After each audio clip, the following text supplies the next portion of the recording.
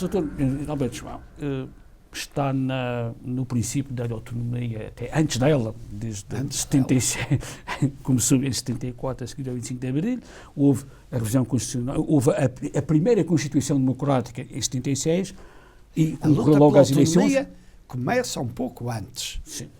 A luta pela autonomia é uma coisa começa histórica. Imediatamente. É o tema que é agarrado imediatamente ao 25 a seguir ao 25 de Abril.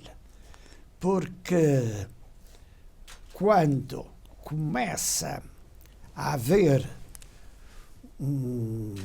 uma certa irrequietude, ainda não é o período revolucionário, mas uma certa irrequietude política no continente, muita gente conhecida me diz agora que é preciso pegar, é a grande ocasião, vamos pegar... Só logo naqueles meses a seguir a Abril, até outubro, mais ou menos. Imediatamente, logo nos primeiros dias, o tema de conversa é agora que é preciso pegar na autonomia, voltar a se pegar na autonomia, se fazer disto um grande tema... e passar por cima de todas as outras discussões que sejam importadas do continente. E portanto, se forem aos vossos arquivos, vão ver que quando se forma a Frente Centrista, que não tinha na altura nada a ver com o PSD, a Frente Centrista publica, aliás, eu vou até mais antes, portanto, a Revolução em Abril, logo no princípio de maio, o 1º de maio, aquele grande 1º de maio, começam a aparecer partidos e eu recebo uma mensagem por interpostas pessoas do Azeredo, que, como sabe, era um homem que entretanto já tinha sido muito nomeado próximo governador. do Sá Carneiro, muito próximo do Sá Carneiro. Não, já estava cá. Já estava cá. Portanto, ele já tinha chegado cá. Em que ele diz o que é que se passa, que eu só tenho organizações de esquerda e de extrema esquerda na Madeira. Sim. E, portanto, façam qualquer coisa. O recado era para mim, porque, entretanto, eu escrevia ao lado da ala liberal e do Sá Carneiro, e o meu tio dava-me à vontade para escrever no diário dele, que ainda disseram que o diário era da União Nacional. Não, na altura diziam que os sustentados eram da União Nacional. E ele deu-me sempre carta branca para escrever o que eu entendesse ao lado da ala liberal. E, portanto, porque não aparecia nada. E um dia no Golden Gate, eu disse ao Dr. Henrique Pontes Lessa, que tinha sido colega de curso do Sá Carneiro, eu disse ao doutor, isto temos que fazer qualquer coisa. O senhor é uma das pessoas que teve sempre uma posição distante do chamado Estado Novo. O senhor é um homem independente, também nunca esteve ligado a movimentos de esquerda. É preciso fazer qualquer coisa, mas não é que eu na altura tinha, quando foi o 25 de abril, tinha 31 anos. Na sua, com 31 anos, que sou um Zé Ninguém, que vou meter a fazer partidos. Tem que ser pessoas conhecidas no meio e tal. E ele disse, deixa estar que eu vou... depois digo-lhe qualquer coisa. Dias depois no Golden, diz-me, eu reuni um grupo de pessoas, você vai gostar delas. Eu não as conhecia, tanto era o doutor Castanheira e o doutor Aragão. Depois junta-se o senhor António Gil Silva, pai do João Coelho Silva, e então aí é que começámos a avançar formamos a Frente Centrista.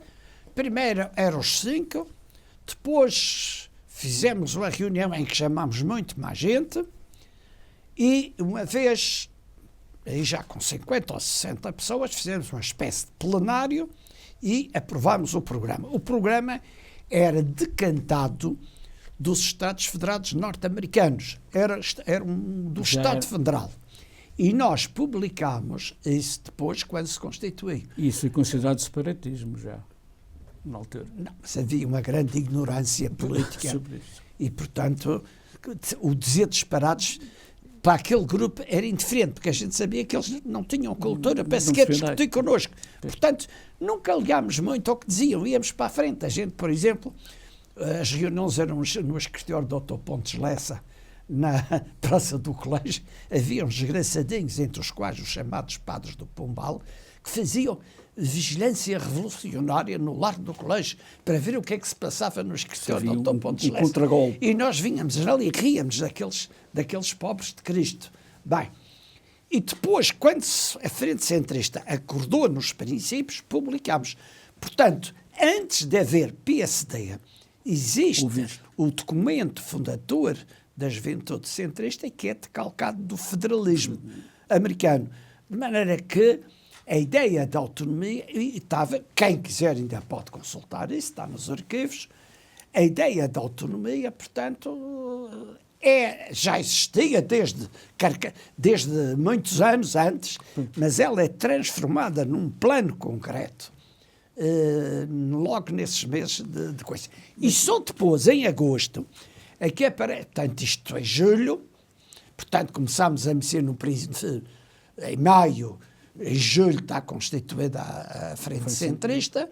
Em agosto, o PPD Nacional propõe-nos sermos a base do PSD Nacional aqui. E então, é curioso, ainda hoje eu insisto muito neste ponto, quando dizem, porque o PSD Nacional pensa de uma maneira, o regional de outra, não tem nada de especial, está nos documentos. Ou seja, já nessa altura eram quase um partido federado com o Partido Nacional. Isso é um partido coligado até. Coligado. E diz muito bem, porque o documento constitutivo da extinção da Frente Centrista da Madeira e integração no PSD Nacional diz, entre outras coisas, o seguinte, que nós apoiaremos o PSD Nacional nas questões nacionais e internacionais e o PSD Nacional apoiará o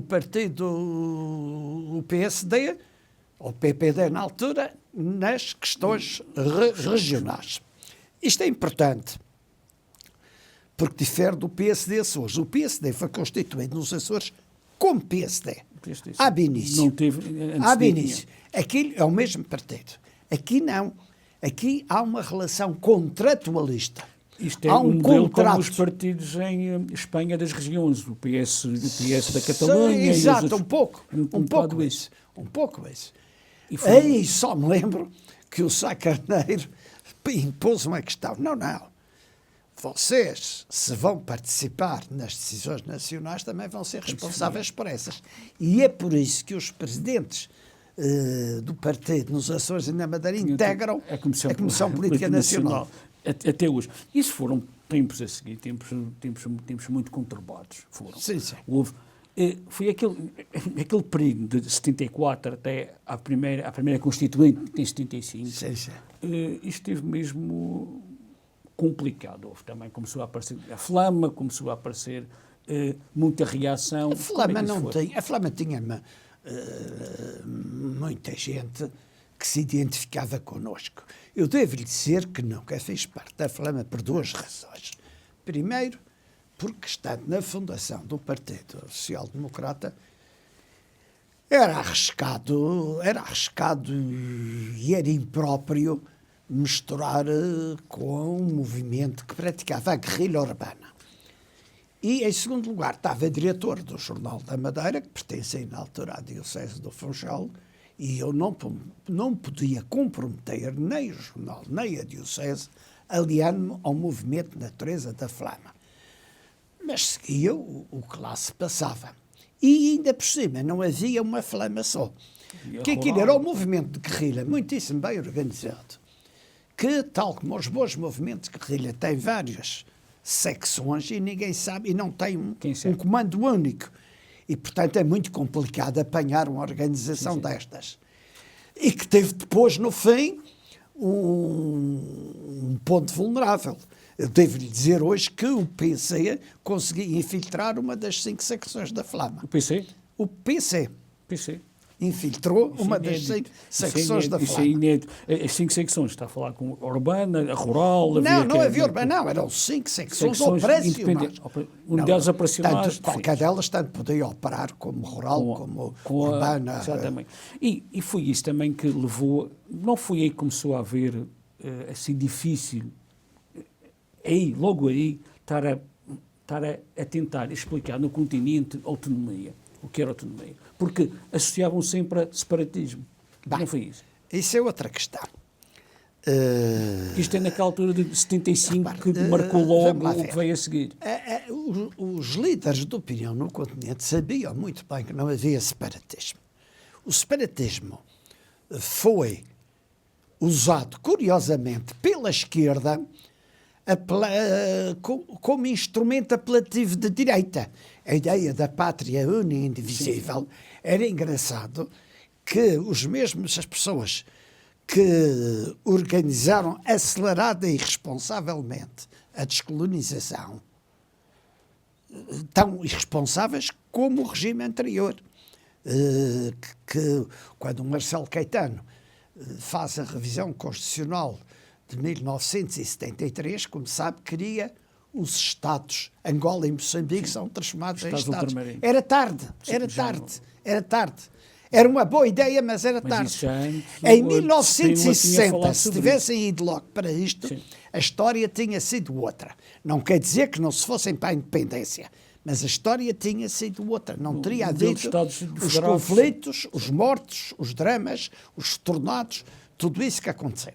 Bem, mas como eu estava a dizer, a cultura política no continente é uma cultura de império. É um país que, durante 6 séculos, é um país colonial, é um país que tudo onde tem poder além do mar é mandado por Lisboa, e 600 anos criou, de facto, uma cultura colonial em Lisboa. Agora, repare, esta cultura colonial, de um momento para o outro, perde o império de 6 séculos, que é perdido em ano e meio. E ainda é perdido em ano e meio. É perdido em ano e meio. E, portanto, isto cria um trauma na cultura colonial da civilização que existe no continente. Há aqui um problema de cultura que depois é civilização, é o exercício dessa cultura na prática e sobre o território. Há, portanto, aqui uma cultura que se torna civilização. E há uma civilização colonial, mentalidade colonial no continente. Ainda por cima, com a Constituição de 76, os únicos 2 territórios que no além-mar continuam a fazer parte integrante de Portugal assumem um estatuto político-constitucional de região politicamente autónoma, com poder legislativo próprio, que não havia precedentes na história política portuguesa. E muito pouco. Ora, isto é um choque, isto é um desconhecimento, claro. Isto é um choque. E então, as forças que tinham um pendor político diferente daqueles que estavam a liderar o movimento autonomista foram buscar uma motivação, que era uma motivação de direita do Estado Novo de Portugal, único e indivisível, para dizer que nós, ao lutarmos contra a ameaça do totalitarismo comunista em Portugal, éramos todos separatistas. E depois aconteceu que verteram também parte disso na Constituição. E sabe que até eu costumo dizer, não, como eles não entendiam o que se estava a passar, sim, eles conseguiram, sim senhor, repare, a certa altura a posição estava muito complicada no continente. Sim. Mas eles sabiam que as regiões autónomas eram um foco de resistência. Voltávamos às lutas liberais. Havia uma monarquia constitucional no continente, mas havia uma monarquia absoluta, mas as ilhas procuravam, principalmente aí os Açores, procuravam resistir no lado constitucional. E nós éramos a resistência democrática. E, portanto, eles sabiam muito bem que, no caso das coisas que correram mal, restava às ilhas como foco de resistência. Até porque o poder militar, personificado pelo general Carlos Azevedo, tinha, a certa altura, quando o gonçalvismo estava no seu auge, declarado aqui na Madeira que não obedeceria ao governo, mas que obedeceria apenas ao Presidente da República, que foi também a orientação do 25 de novembro. Sim, sim. Eles não atuaram ilegalmente, eles atuaram às ordens do Presidente da República. Portanto, ora, é neste quadro, portanto, que estava agora no ponto da... Estamos em 75, naquela fase para a Constituinte. Estamos nesta fase em que, muito bem, sim senhor, vamos... Estes tipos têm um movimento, nós entendemos que é separatista, mas eles são uma garantia, nós temos que meter-los no quadro da unidade nacional. Muito bem, vamos dar autonomia, vamos dar uma autonomia com arame farpado. Claro. Portanto, a linha A só temos autonomia porque as circunstâncias políticas de ameaça à democracia faziam de nós uma reserva da democracia. Claro. Segundo ponto, sim senhor, aqui é cultura colonial. Que ficou, não, eu não estou dizendo que é por vontade deles, é que uma cultura ficou. São 6 séculos. São 6 séculos a entender. Lisboa a entender que manda em toda a gente. São 6 séculos. Nisto. Eles são colonialistas, eles são o próprio continente. Eu fiz parte de uma comissão que em 10 meses desenhou a regionalização do continente, entregámos tudo prontinho na Assembleia da República e eles meteram na gaveta aquilo, tudo porque eles querem mandar em todo o lado. Veja agora nestas inundações, eles não sabiam o que haviam de dizer porque não tinham instrumentos para em cada região poderem resolver os problemas. E voltou-se a falar da regionalização, mas foram os autarcas. Bem, mas os autarcas é que não querem a regionalização do continente, mas isso é outra Perdem história. poder, Isso é outra perdem história. importância. Isso é outra história. Mas a Constituição... o que é que faz? A Constituição cria um Tribunal Constitucional eleito pelos partidos, sem juízes de carreira, e tem até hoje uma jurisprudência absurdamente e juridicamente contra as regiões autónomas. Quase inconstitucional. Arranjam esta ideia da fiscalização preventiva da constitucionalidade, que não existe na maior parte dos países democráticos. Arranjam esta ideia do Estado unitário. Proíbem os partidos regionais. Isso era o menos. Arranjam aqui um arame farpado à volta da Constituição. E arranjaram a questão das leis gerais também.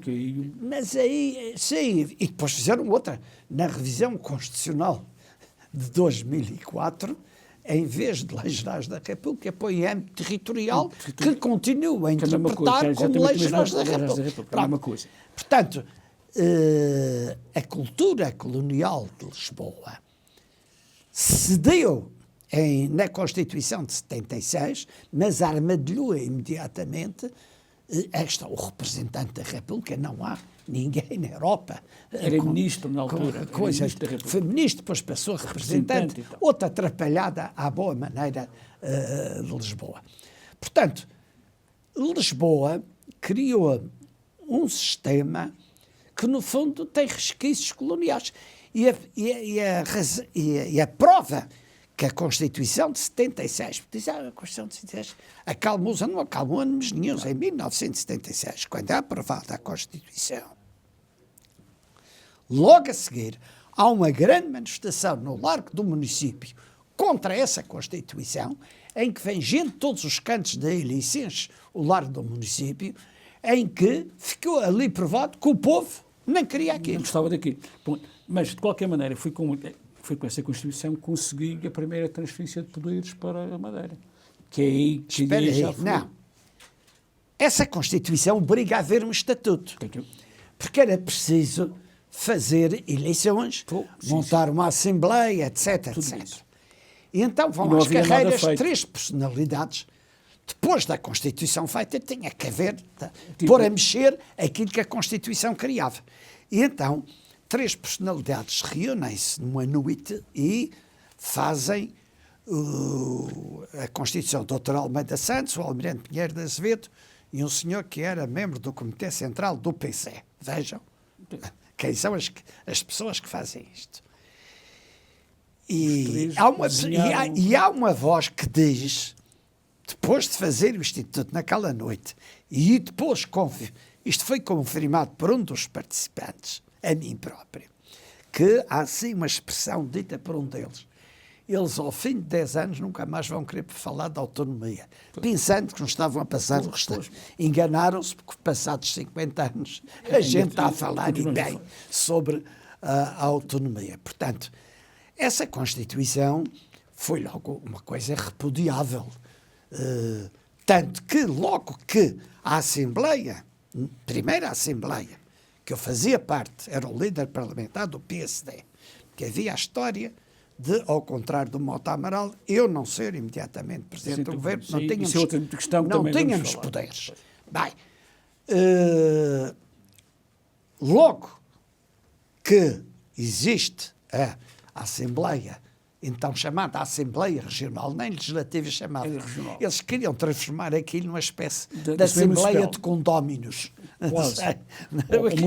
Isto era um condomínio. Isto era um condomínio. Qualquer coisa. Bem, e então a Assembleia decide, não, este estatuto não nos serve, apresentámos outro que foi chumbado. Logo, isto é, a primeira legislatura apresenta um primeiro estatuto para ser definitivo, na legislatura de 76, 80, apresenta um estatuto para ser definitivo que é repudiado pela maioria PC-PS, com diatribes e declarações. Separatismos e nós ainda fazemos outra.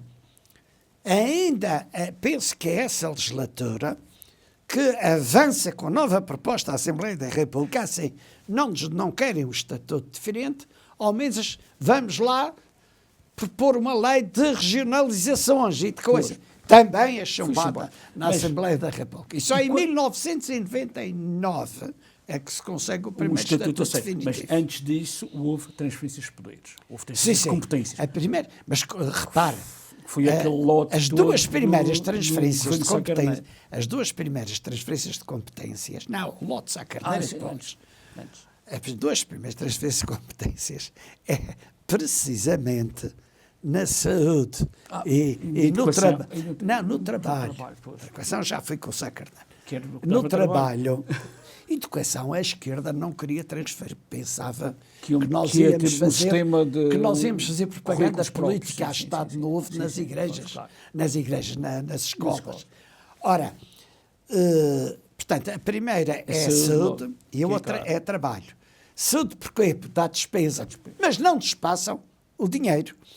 E a segunda é trabalho, que na altura era um saco de gatos em todo o país. Bem, tudo o que é chato passa-se para os gajos. Era o raciocínio de Lisboa.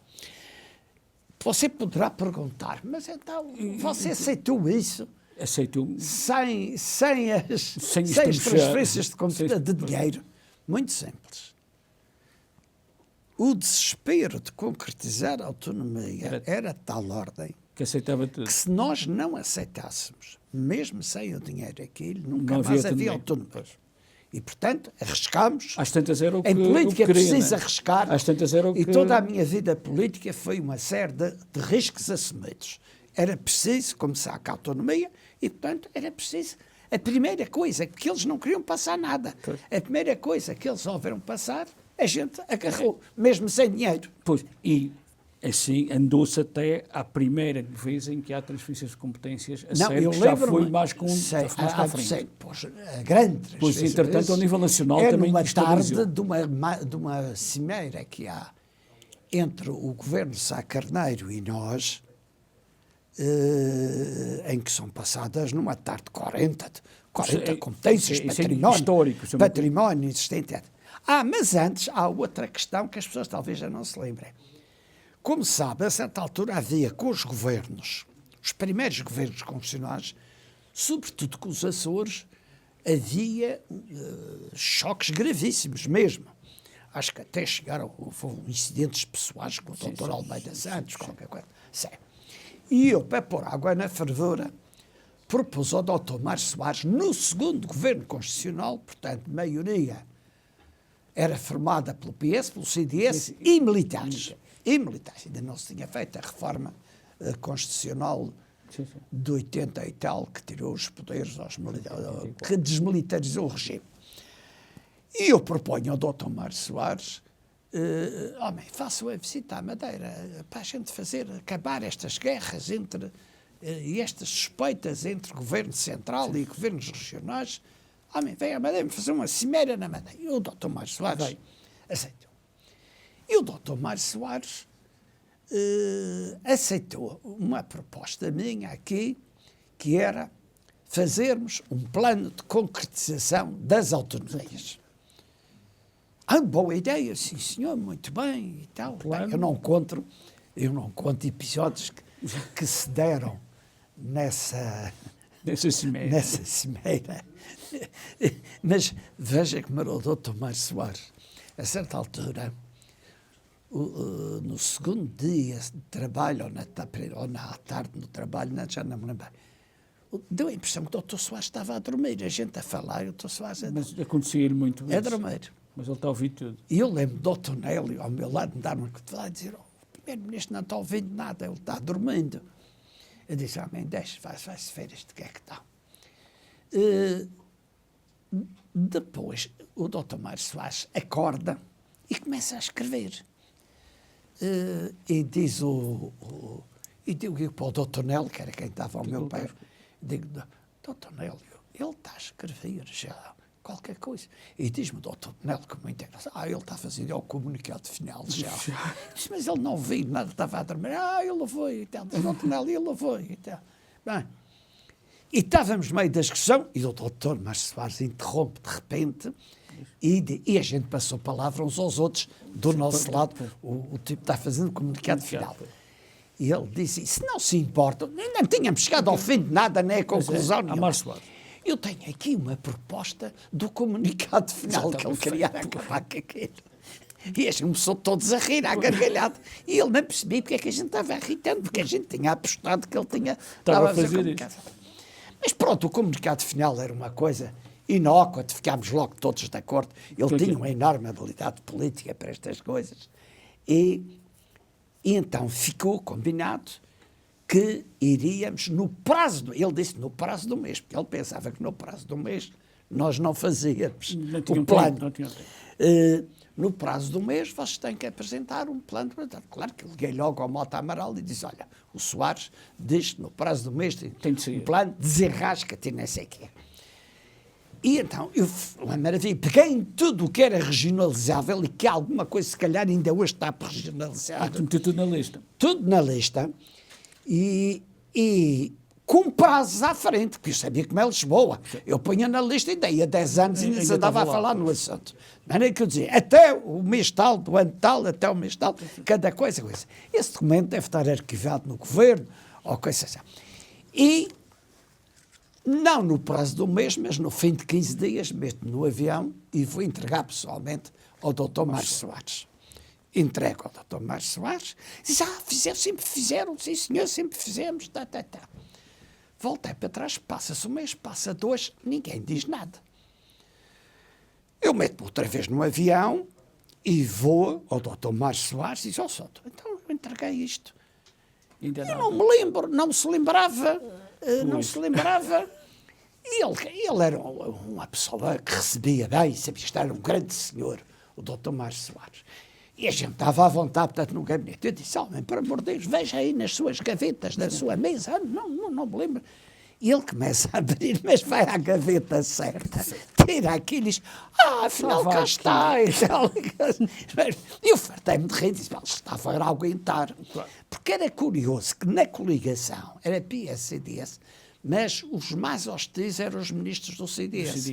Porque havia aqui o confronto por causa da colonia. Sim. E de outras razões, porque o CDS tinha a mania que tinha os quadros da Madeira e que nós éramos uns plebeus que andávamos a querer o poder, a ter o poder. Bem, o que não era assim, eles não tinham quadros nenhuns, coitados, como depois, quando chegou as horas da verdade, viu-se. Ora, o doutor Marcelo, sim, está aqui e tal, e eu vou ler isto e tal. Bem, o tempo continua a correr, só que depois não deu tempo sequer ao próprio Dr. Márcio Soares, porque o segundo governo constitucional caiu.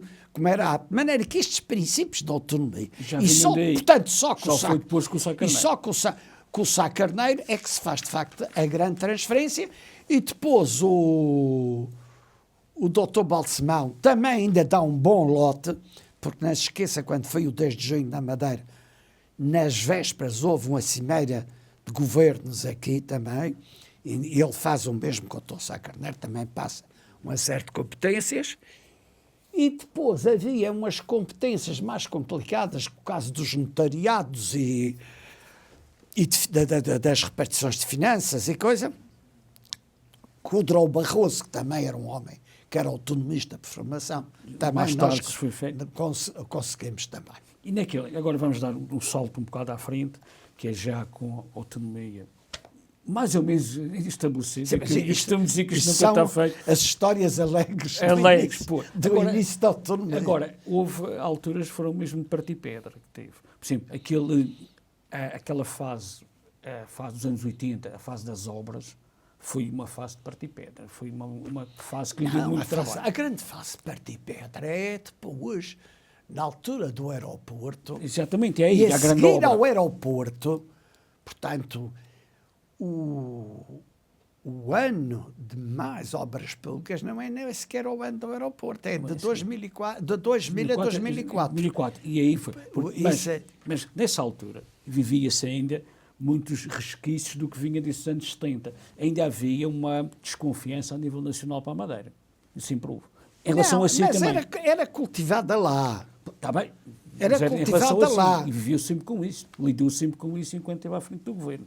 Não, eu sei que também tinha a minha culpa no cartório. Também não ajudou. Porque eu chegava lá e dizia coisas que eles não gostavam, de que não gostava a classe política. Porque eu andava na rua E as pessoas sem achavam segurança. piada. E as pessoas falavam comigo muito bem, nunca tive nenhum problema até hoje.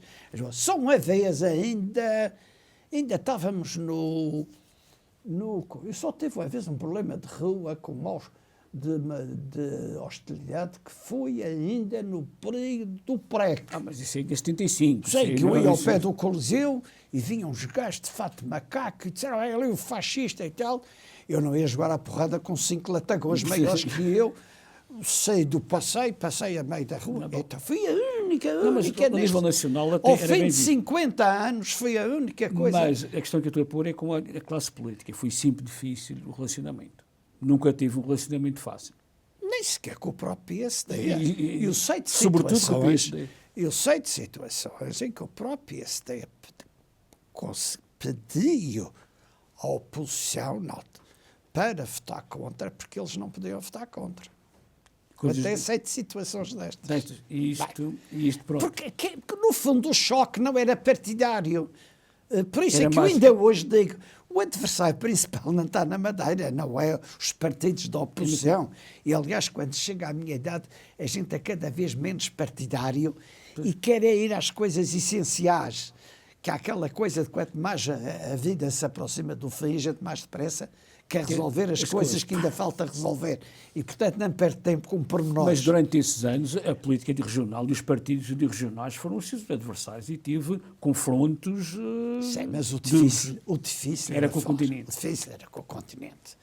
Os partidos regionais foram importantes para a autonomia, porque foram o meu estímulo. O meu estímulo. Quer dizer, eu não fazia. A minha preocupação de fazer coisas era, por um lado, evidentemente, o sentimento cívico de haver um dever para com a população que me tinha eleito, mas a oposição espicaçava-me. Quer dizer, quanto mais eles espicaçavam, eu mais queria fazer coisas e mostrar. Por isso é que a democracia é positiva, porque o confronto, desde que o confronto não esteja extremado, o confronto estimula E não a se fazer. extremou cá. Não houve momentos em que se extremou, especialmente o confronto verbal não foi. Extremava-se mais no Parlamento, O Parlamento havia. ou mais que a comunicação social. Isso é outra questão que vamos falar também. Isso é mais que uma comunicação social, a que talvez se extremava o coisa. Porque às vezes os partidos comigo mantiveram nós mantivemos sempre um relacionamento que o país não extravasou fronteiras. E com a comunicação social chegou a extravasar fronteiras, não estou dizendo que foi com os jornalistas, mas como a comunicação social tinha a preocupação de dizer que não estava ao serviço de ninguém, às vezes publicava coisas de outras pessoas escabrosas, inadmissíveis, que era pôr a vida pessoal das pessoas a nu, era meter-se em coisas que não tinham nada a ver com a vida pública. Mas durante algumas, digamos, 20 anos quase, a comunicação social foi um confronto quase diário consigo. Eu lembro daquelas notas oficiosas que saíam todos os dias. Eu hoje posso revelar uma coisa que tem a ver com o Diário de Notícias. O Richard Blandy, que era uma pessoa que eu estimava muito e que nos dávamos bem, portanto não havia qualquer problema com a família Blandy. Houve problemas com o último Blandy, isso sim, mas com o último administrador Blandy, com Michael Blandy. Mas às vezes eu dizia ao Richard Blandy, como é que é possível o Diário de Notícias, porque é uma coisa desta, não é nada disto. E ele, com o seu humor inglês, dizia, homem, você não tem oposição na Madeira, deixa ao menos eu fazer oposição, que é para isto andar para a frente. Você, sem oposição isto não anda para a frente. E ajudou-me em alguns casos, é verdade. Então, mas, de qualquer maneira, teve, e como disse, o confronto era sempre... Isto são aquelas revelações que já se podem fazer. Já se pode fazer agora, não é? Pronto. Mas o confronto era sempre o continente. E até mesmo nessa altura, e até com os governos PSD, como disse, tive grande dificuldade em conseguir, por exemplo, verbas para financiar obras. Eu devo dizer que com o governo Sá Carneiro nunca teve dificuldades. Com o governo Balsemão, ele foi impecável com a Madeira, só que as minhas guerras com o Balsemão eram a nível de política nacional. Eu não me entendia com ele, era nas opções de política nacional. Claro, tinha que não entender, porque eu sabia depois a instabilidade que resultados tinha sobre a Madeira. Com o professor Cavaco, a coisa não começou bem, porque o professor Cavaco chegou ao poder dentro do PSD apoiado pelo grupo de jovens turcos. Mas também fui quase empurrado por si num congresso. Não foi. Não, isso foi o Expresso descobriu a história toda desse congresso. É um facto. Sim, é um facto, sei. Que foi a arranjar as assinaturas à última hora. Sei, mas aí porque eu vi que era a solução. Mas, entretanto, havia dentro do PSD uns cavalheiros, uns chamados jovens turcos na altura. Sim. Alguns fizeram carreira brilhante. E alguns eu sou muito amigo hoje. Que meteram na cabeça do professor Cavaco. O professor Cavaco era um homem que não estava caído de paraquedas, não estava metido nos meandros políticos, mesmo como Ministro das Finanças, ele era só Ministro das Finanças e nem queria saber de histórias políticas tontas. E ele, quando chega a líder do partido, sabe que a primeira coisa que vai ter que fazer é aturar a chamada vida partidária, aquilo que ele também, que eu detestava e ele detestava. Ele detestou sempre. Ora, os meninos, os tais jovens, meteram-lhe na cabeça uma coisa absurda, é que o partido não tinha estabilidade porque era o Mota Amaral e eu que desestabilizávamos o partido. Mas essa imagem foi... Como é que nós, estando nas ilhas, nós que tínhamos estabilidade aqui, íamos desestabilizar uns tipos na centenária lá no continente. Mas nessa altura também, aquela altura que fazia aquelas intervenções cá, tinha uma sessão de baites, como se diz agora, que eram sempre... Não, isso também era estratégico, repare. A Madeira são 250 mil pessoas, um território pequeno. Se a gente não falava alto, ninguém nos ligava nada. Quer dizer...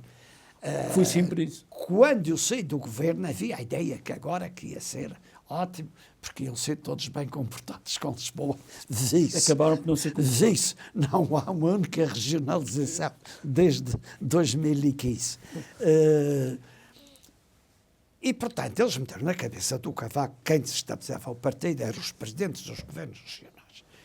E o professor Cavaco começou assim... Encolher-se. Não era encolhido, antes pelo contrário, peito cheio connosco. São estes que eu tenho que atingir. São estes os primeiros que eu tenho que meter na ordem. E andou-se ali, mas depois quando ele começou a ver as coisas, como é que funcionavam, ele foi mudando e, olha, foi um dos grandes aliados que eu tive na vida. Acabou por ser. Sim, me ajudou a fazer isto tudo. Foi ele também que depois Sim, veio, foi também quando Sim, vieram quando as ele grandes... dizia a realidade das E coisas. e Porque ele é uma pessoa intelectualmente honesta. E, portanto, quando percebeu que uma coisa era as intrigas daqueles meninos de Lisboa, que eram eles que faziam as patetices, percebeu que estava a lidar com gente capaz. E também nessa altura começa a haver mais fundos comunitários Exato. que foram um grande Não. impulso do E ele, coletivismo. quando na conferência de Rhodes, a Mrs. Thatcher diz ao Cavaco, ele leva a questão das ultraperiféricas, foi quando se fez as ultraperiféricas, e a Mrs. Thatcher disse, vocês já estão a levar dinheiro para as periféricas, agora inventam esta das ultraperiféricas e tal. E eu lembro do professor Cavaco me contar que lhe bateu na mãozinha dela, na mãozinha feminina dela, e disse, Mrs. Thatcher, está descansado que eu vou-lhe dar qualquer coisa em troca e deve-lhe ter feito uma vontade em qualquer proteção britânica. Que era consegui meter as periféricas. Quer dizer, ele era, no fim, um grande... E foram mas, essas. no fim, as únicas... às vezes nós estávamos mais pegados era com a política africana. Porque ele era informado pelos embaixadores de carreira e eu conhecia o terreno. Pois, e os embaixadores têm... Mas foi aí que começou as grandes obras da Madeira, foi também aí que, vou usar o termo, que eu comecei por João das Festas. Não, também a grande tinha obras da Madeira... inaugurações todos os dias. As grandes obras, eu vou já falar do João das Festas. Daquela vez em que disse que tinha eleições daí a 200 dias e só tinha 150 inaugurações e precisava de mais. Disse-me isso uma vez. Não me lembro disso. Isso é brincadeira. Se calhar nem sequer sabia quantos tem. Mas foram mais ou menos. Mas foram mais ou menos. Já te explico também porquê. Vamos ao passado. Vamos. A questão das inaugurações e das as obras, as grandes obras que vieram dos... Não, a coisa começa assim. Quando eu entro para o governo, vejo-me, quer dizer, eu lembro que meti num daqueles jipes todo o terreno, mas o Jaime Ramos, Fui dar a volta. que na altura era meu adjunto de gabinete, lá no primeiro governo, e a gente andou a ver coisas que eu nem fazia ideia do que isto fosse. E lembro de chegar ao governo, andámos aí 3 dias, desde ver aquela gente a viver em rochas, na Câmara de Lobos, coisas horríveis, miúdos a dormir em gavetas de cómodas, porque não tinham para camas, o chão, onde dormia uma família de 12 pessoas, ser em cimento e estarem a cozer uma panela de milho em cima de coisas horríveis. Eu não percebia como é que aquela gente... Eu lembro de, no fim dos 3 dias que corremos a ilha toda, eu cheguei a dizer, bem, a gente tem aqui várias hipóteses.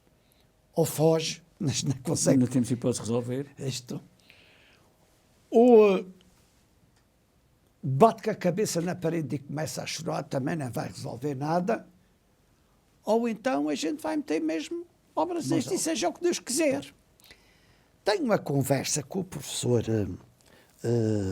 Jacinto Nunes, que tinha sido secretário de Estado de Salazar, tinha sido ministro já na coisa, era governador do Banco de Portugal, tinha sido governador do Banco de Portugal, e que foi um homem que foi aqui, ajudou muito a Zona Franca e que foi presidente da Assembleia, era o presidente da Assembleia Geral aqui da Zona Franca, antes da sua nacionalização ou regionalização, o que querem fazer, e que eu discordo, porque a Zona Franca deve funcionar em termos privados.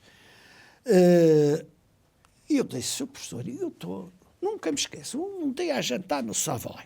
E não tinha orçamento nenhum. Eu disse, o orçamento da Madeira só dá para pagar as despesas correntes e mais isto, de maneira que eu não posso fazer nada de novo. E ele disse, você vai recorrer à dívida pública. E eu disse, professor, mas como é que eu pago? Não, você recorre à dívida pública. Agora, rigorosamente, só para despesas de investimento. Nem pensa em gastar em despesa corrente. E vamos vendo, o produto vai crescer, agora tem que ir gerindo isso e tal coisa. E eu atrei-me de cabeça, para essa... E que foi essa dívida solução. que se foi acumulando e que também que lhe atiraram. E que hoje ninguém lhe liga. Pois, e hoje já ninguém liga. E não, mas essa era engraçado, porque se eu lhe disser que até 1986, 87, o saldo fiscal foi sempre favorável a Lisboa, nisto ninguém fala. Pois. Bem, e, portanto, e essa dívida hoje toda a gente faz. Quando eu pedi ao saudoso doutor, ao professor Alberto Vieira, que fizesse o Deve Haver da autonomia, foi um trabalho de vários historiadores e de vários economistas. E eu apresento aquilo em Lisboa, nunca mais falaram da dívida da América. Aquilo se prova que ainda hoje é um Estado português que deve à Madeira. Que tem lucro. Mas independentemente disso, e é um facto, foi essa dívida que, anos mais tarde, lhe veio a afetar também o governo. Teve um problema de não foi a dívida daquelas coisas todas. Não foi nada. Não foi aí que começou os seus problemas? Não teve problemas nenhums que foi resolvido. No fim dos seus mandatos. O que se passou foi isto. Nós tínhamos uma dívida que já era grande, uma dívida pública. E tanto que no último governo foi obrigado até a fazer uma certa contenção. E havia guerras internas partidárias que não tinham nada a ver com a questão financeira da Madeira. E havia forças que queriam ganhar terreno aqui na Madeira, forças ocultas, toda a gente sabe quem são. Não quer dizer quem são? Não falar de pessoas, estou falando das forças em si. E o Dr. Passos Coelho, por outro lado, estava a mudar o ADN do PSD. Um partido que era social-democrata e descentralizador, também nos municípios, etc. O gajo e os seus meninos, hoje de novo no poder, na equipa Montenegro, ele e os seus meninos... Mas também no Chega, também há uns que estão no Chega. Foram para o Chega, os que tiveram taxas. Também aqui na Madeira é a mesma coisa.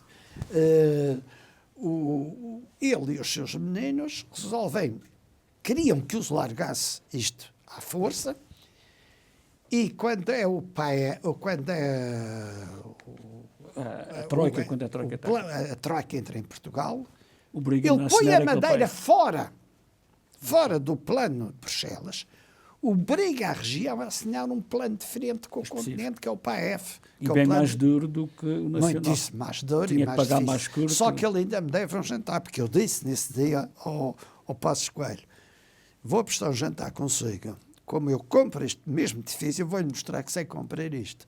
Ao passo que você não vai comprar a Troika. E ele não compreende.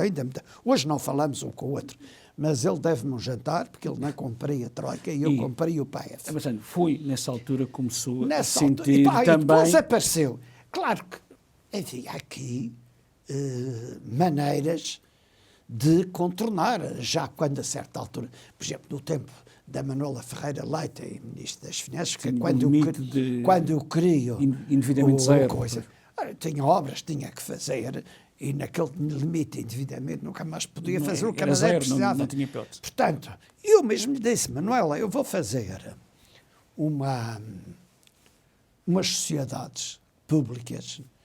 Você proíbe o orçamento, isto não entra no orçamento, entra nas sociedades de desenvolvimento, e foram essas que fizeram para contornar também, o limite de endividamento. E foram essas que fizeram também muitas obras.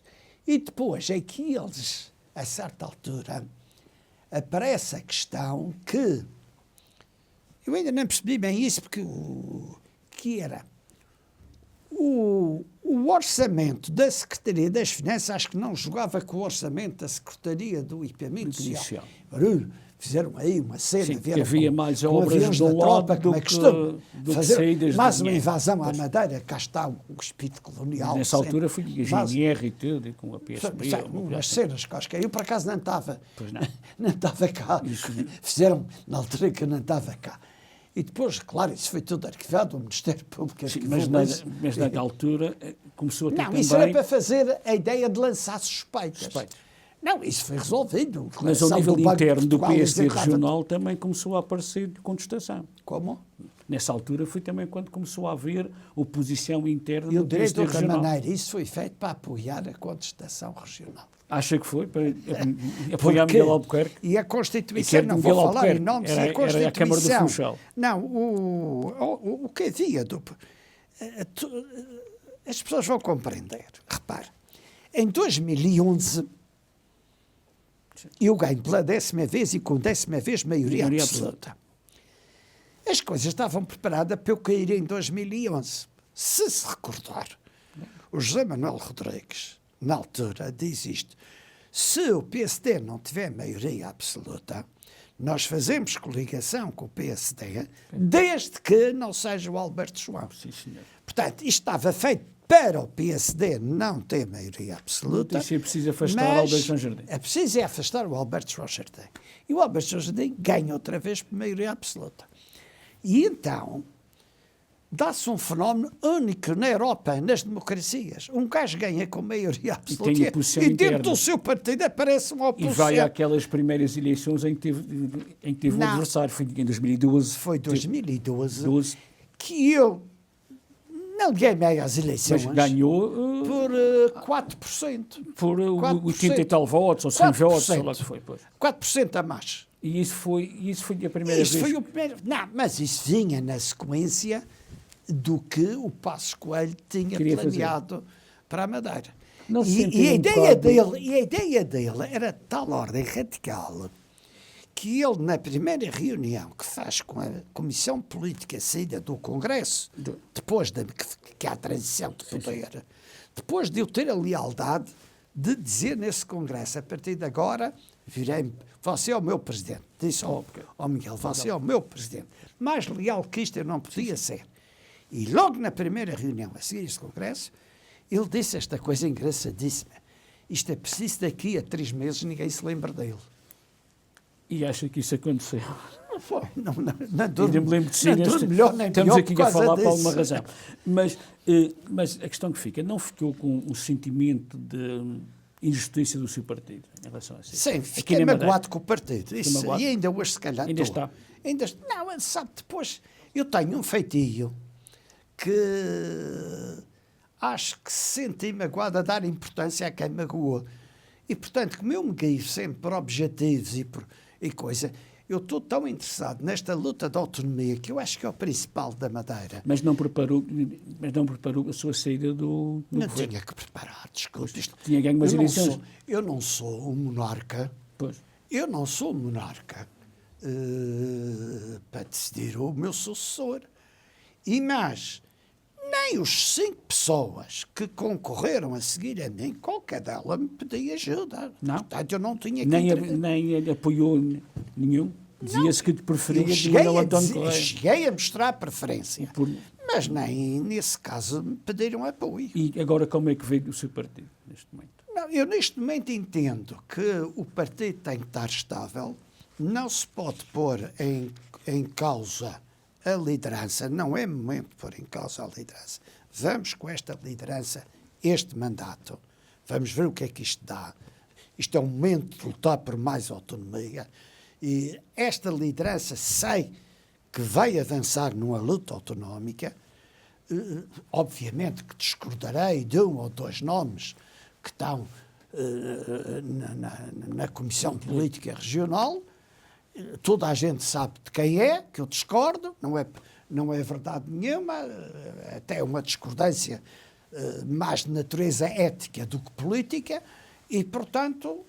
Mas uma das figuras, não não fala há, em nomes... neste momento, eu não serei nunca instrumento de instabilidade dentro E se do lhe pedirem PSD ajuda, Madeira. se lhe pedirem apoio para esta Tenho luta dado autonómica continua Quer lá? mais apoio? Eles estão calados meses e meses e eu todos os dias faço Um texto, um texto, uma coisa. E faz comentário na E televisão. faço comentário. Eu faz acho que comentário, ajuda mais o faz PSD comentário que a Comissão Política inteira. Mas imaginou-se, nesta fase da vida, fazer comentário de televisão e comentário político? Isto não é planeado, isto sai naturalmente. Quem me conhece sabe que eu não consigo estar quieto. E enquanto eu tiver saúde, vou fazendo o que gosto. E, francamente, toda a gente sabe que eu gosto de política. Tenho só mais 3 questões, pelo pouco Diga. são as últimas. O que é que fica de mais importante destes seus, eu digo mesmo, 50 anos de autonomia? A mudança Os de seus- mentalidades. A mudança Mudou? de mentalidades. Sabe, eu encontrei uma sociedade em que era feudal, Sim. em que as pessoas eram recebidas. Em que tirava o chapéu ao Se a senhor. pessoa era recebida à porta, ou no corredor, ou na cozinha, ou de pé na sala de jantar, e só ia à sala em determinadas circunstâncias. Portanto, havia aqui uma sociedade muito hierarquizada. Depois havia uns medos e uns receios, obscurantistas mesmo. Depois, os miúdos olhavam para o chão, tinham medo de falar com as pessoas. Sabe, houve 2 momentos na minha vida que eu senti uma felicidade que é incontável. Coincidência, mas foram 2 momentos de grande felicidade que eu disse, filha da mãe, valeu a pena. Foi um dia que eu fui à Calheta ver uma exposição de alunos de inglês. E uns textos em inglês. E uma miúda rural daquela zona que anos atrás estaria com os olhos no chão e nem português falaria comigo, mostra-me a exposição toda a falar inglês comigo. E eu disse, filha da mãe, só por isto valeu a Está pena. concretizado. E o outro momento também de grande felicidade foi quando inaugurei aquela zona verde sobre o Ilhéu de Câmara de Lobos e que aquelas casas já reconstruídas, que os custam dinheirão, que aquilo agora tornou-se um caldo de luxo. Essa mudança, são 2 mudanças. E quando alguém me vai na rua e diz, doutor, qual foi a obra que estou mais de fazer? Eu disse, vou mudar a cabeça desta gente. Foi o que... Mas agora Portanto, a vou- mudança de agora uma mentalidades para mim é provocação. o mais importante. Mas durante anos o PCP dizia que o que faltou inaugurar foi o povo. Acha que inaugurou o povo também? Que inaugurei um povo. Eles queriam era fazer a segunda inauguração, que era fazer o 17 de outubro de 1917, aqui na Madeira. o assalto ao O que eles palácio. não perceberam foi que eles, coitaditos, não perceberam que não se pode fazer uma revolução do princípio do século XX, nem trazer ideias da revolução industrial do século XIX para um mundo que está no século XXI. Porque quando eles perceberem isso, pode ser que se faça outra coisa. É que nem os autores neomarxistas eles seguem, continuam a seguir os gajos da Revolução Industrial, que foi no século XIX. Última questão. Até onde é que pode ir esta autonomia? Até onde é que podemos ir? Ou será sempre um projeto O inacabado? meu objetivo é, na reforma constitucional,